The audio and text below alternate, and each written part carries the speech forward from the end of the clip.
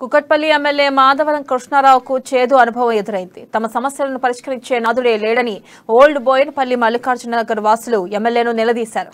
స్థానిక కార్పొరేటర్కు ఎన్నిసార్లు విన్నవించినప్పటికీ తమ గోడు పట్టించుకోవడం లేదని వాపోతున్నారు. డ్రైనేజ్ సమస్యలతో పాటు వర్షం పడితే మోకాళ్లలోకి నీరు చేరి ఇబ్బందులు పడుతున్నామని, తమ సమస్యను మీరైనా పరిష్కరించాలంటూ ఎమ్మెల్యే కృష్ణారావును స్థానికులు కోరారు.